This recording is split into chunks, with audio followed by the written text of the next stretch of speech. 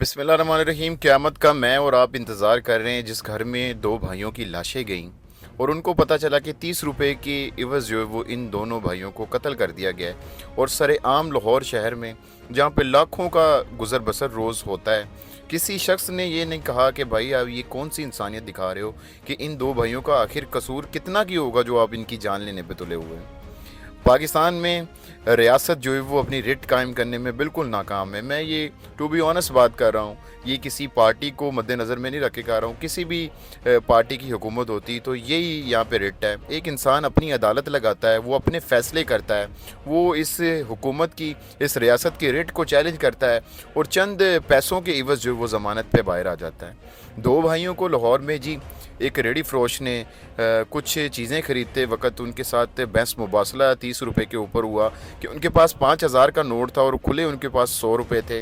एक दर्जन जो आप केले कह रहे हो, एक दर्जन के हिसाब से वो 130 रुपए के हिसाब से एक दर्जन वो केले दे रहा था। उसने कहा मैंने पूरे के पूरा गुच्छा जो है वो सेल करना है, मैं 100 रुपए के आपको केले नहीं दे सकता। तो उन्होंने कहा जी हमारे पास 5-5 हज़ार के नोट है, हमारे पास खुले पैसे नहीं, आप ऐसा करें कि आप एक दर्जन की बजाय हमें 100 रुपए के केले दे दें। इस बात पे तल्ख कलामी करते हुए दो लोगों की जान ले ली गई।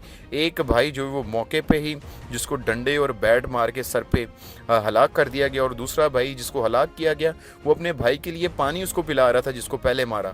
और आज इतलात आई है कि वो भाई भी जो है वो दम तोड़ गया है। मतलब एक घर में क़यामत सुगरा का जो है वो मंजर है कि दो लाशें जब जवान भाइयों की गई, जिसके एक के 4 बच्चे थे और एक जो शख्स जिसकी मैं बात कर रहा हूँ वो बाद में दम तोड़ा, उसकी उम्र जो है वो 19 से 20 साल बताई जा रही है, वो अभी कवारा था। अब बताएं इतनी अदम बर्दाश्त। और वो फ़ोन करके अपने भाई तैमूर को ये लड़का जो है वो बुलाता है और तैमूर उसका भाई जो आता है वो सर में सीधे इसके डंडे और बैट मारता है और ना कोई बात पूछता है ना वजह पूछता है कि भाई आपकी ये लड़ाई की वजह आखिर क्या है। मुझे सियालकोट का वो वाक़या याद आ गया कि दो भाइयों की लाशों को भी ना छोड़ा गया। उनको ज़िंदा जो है वो सबके सामने बेबसी की तस्वीर बना के मारा तो गया, लेकिन उनकी लाशों को भी खंभों के साथ, ट्रालियों के साथ लटका लटका के घुमा फिरा के जो वो तजलील की गई।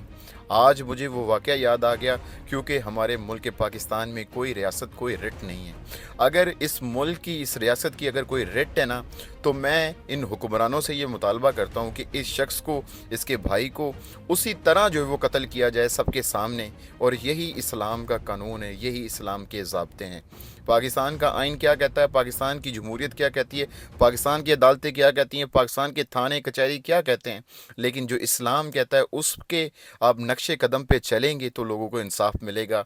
और आइंदा आने वाले लोग जो वो इस मिसाल के बाद कोई किसी के साथ बेइंसाफ़ी नहीं करेंगे कि इस शख्स को भी उसी तरह चौंक में ले जा के इसके सर पे बैट मारे जाएं और उस माँ के कलेजे को, उस बाप के कलेजे को, उनकी बहनों के कलेजे को जो वो ठंडक मिले, ताकि इसने हमारे भाई के साथ ऐसा किया है, कल किसी और के भाई के साथ, बेटे के साथ, बाप के साथ, बहन के साथ कोई दरिंदा ऐसी हरकत ना करे। पाकिस्तान जिंदाबाद। अपनी फीडबैक ज़रूर दीजिएगा। अल्लाह हाफ़िज़।